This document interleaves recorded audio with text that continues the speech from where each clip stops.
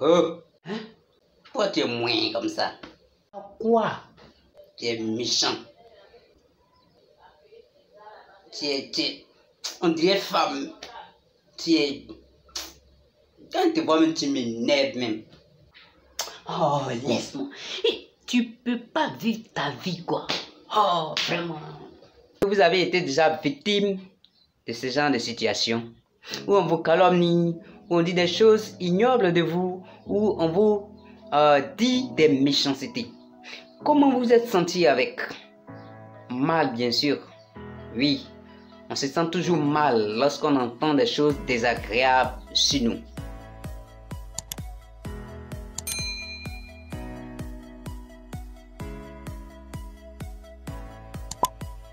Dans les minutes qui suivent, nous allons comprendre d'abord pourquoi les gens nous critiquent. Nous allons aussi comprendre les conséquences et que ces critiques peuvent avoir sur nous.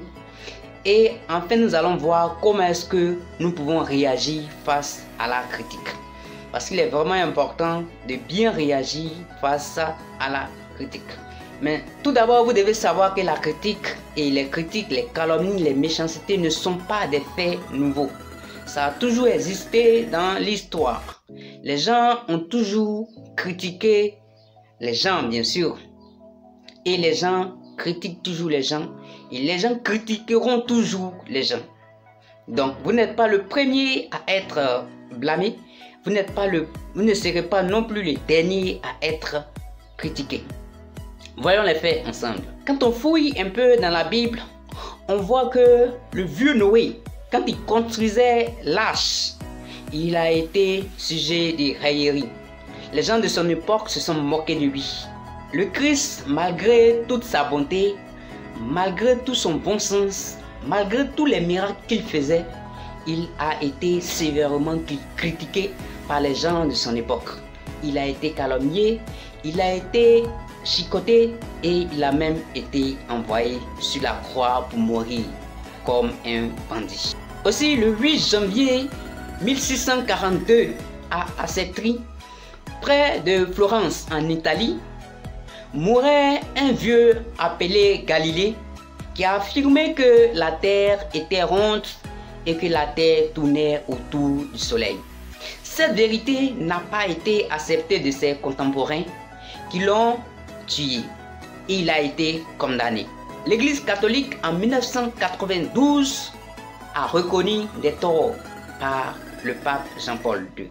Abraham Lincoln, qui est considéré aujourd'hui comme le meilleur président de tous les temps des États-Unis, a été sujet de moquerie. Il a été traité d'homosexuel et il a même été tué par bouffe.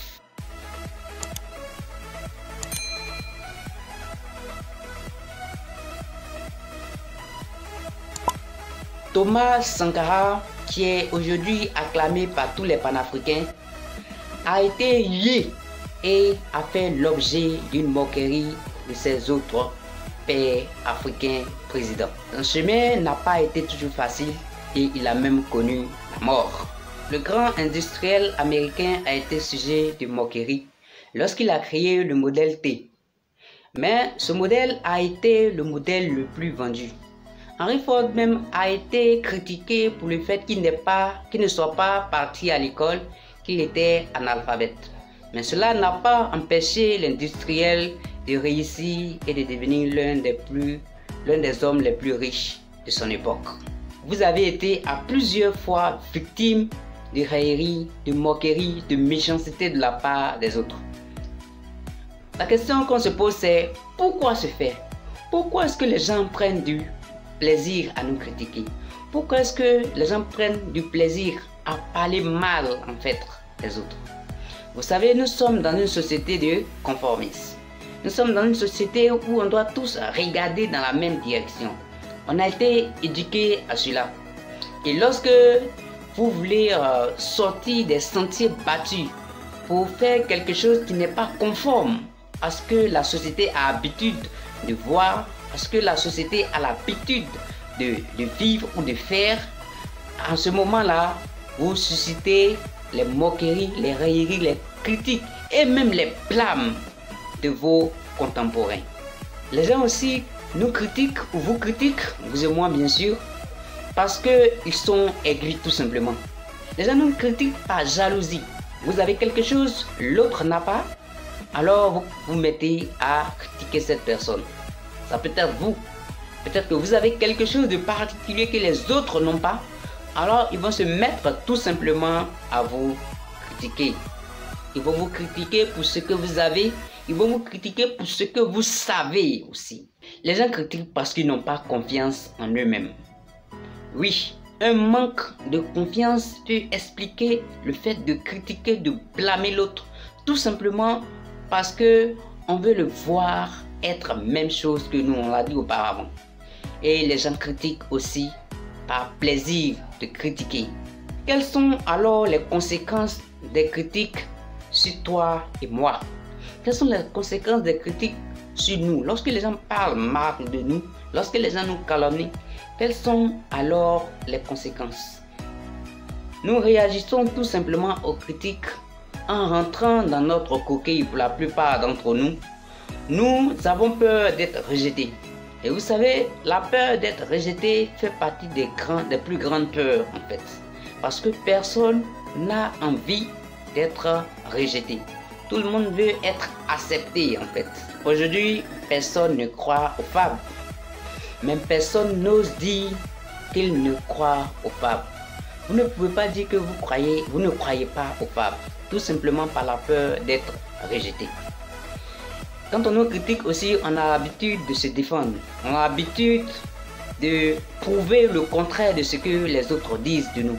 Parce qu'on n'a pas envie d'être diminué. Parce qu'on n'a pas envie qu'on dise de nous que nous sommes différents. Nous voulons tous être conformes en fait. Nous voulons ressembler aux autres. Et quand quelqu'un se met alors à nous critiquer, nous nous mettons sur la défense. Nous trouvons des mots tout simplement pour justifier notre action. Est-ce la bonne réaction? C'est ce que nous allons voir.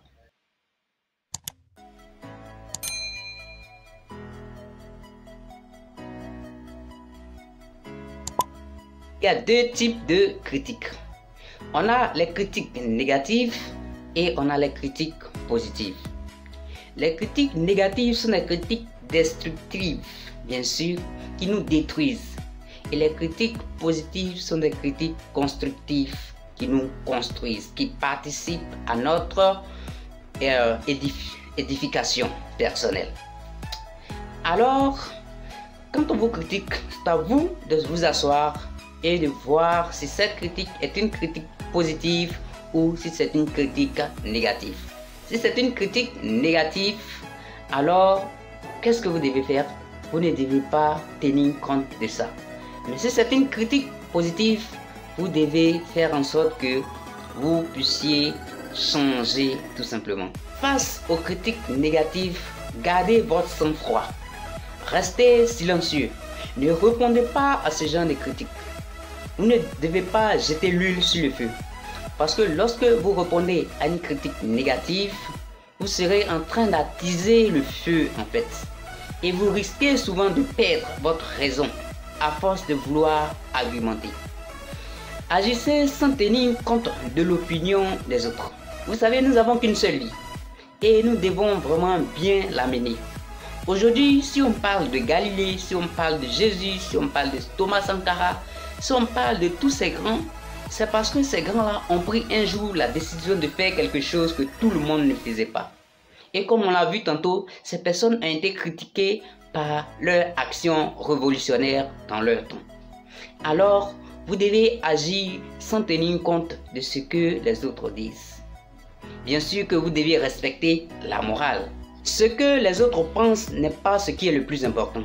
Le plus important, c'est que vous soyez convaincu de ce que vous voulez faire. Le plus important, c'est que vous agissez en conformité avec vos valeurs. Le plus important, c'est que vous agissez en conformité avec la volonté de Dieu. C'est pourquoi il est important que vous puissiez vous demander, ce que je suis en train de faire, est-ce conforme avec ce que Dieu veut ou est-ce conforme avec ce que les hommes veulent? Les gens voudront toujours qu'on soit comme eux. Parce que le conformisme est la nature même de l'être humain. Il est aussi important, à chaque fois aussi que vous agissez, de demander un feedback. Cela est vraiment important parce que cela vous permet aussi de vous améliorer. Voici l'autre aspect des critiques qui peut vous permettre de vous améliorer. Vous avez besoin de vous améliorer régulièrement. Vous avez besoin de grandir. Alors n'ayez pas peur non plus des critiques. Pour ceux qui vous critiquent, prenez toutes ces critiques en compte. S'il y a des choses que vous pouvez changer, changez ces choses-là. Mais si vous ne pouvez rien faire, vous ne pouvez rien faire. Alors, laissez les choses telles quelles. Vous savez, l'homme est le miroir de l'homme. Les gouvernements suscitent l'opposition parce que l'opposition aussi a son rôle à jouer. L'opposition critique les actions malsaines du gouvernement. L'opposition va jusqu'à souvent dénigrer le gouvernement.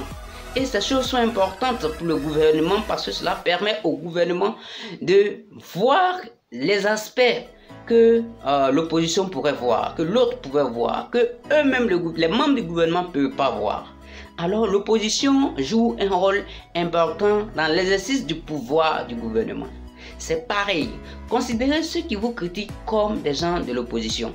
Vous avez besoin de ces personnes pour vous améliorer. Vous avez besoin des personnes pour perfectionner vos actions. Alors, agissez, agissez, agissez. Les critiques ne doivent pas vous faire rentrer dans vos coquilles. Les critiques ne doivent pas vous amener à laisser tomber vos rêves. Combien sont les personnes qui sont allées au cimetière avec leurs rêves? Combien de personnes ont voulu faire des choses, mais tout simplement parce que ces personnes étaient critiquées, n'ont pas pu aller jusqu'au bout? Vous ne devrez pas faire partie de ces gens-là. Alors, action, action, agissez, agissez, agissez, agissez jusqu'à la réalisation de vos rêves. J'ai été heureux de partager avec vous cette vidéo. S'il y a des critiques à faire, je serai vraiment heureux que vous mettez toutes ces critiques en commentaire. Cela me fera plaisir, cela me donnera de changer afin d'améliorer les prochaines vidéos. D'ici là, si vous ne l'avez pas encore fait, abonnez-vous à la chaîne. On se dit ciao ciao, bye.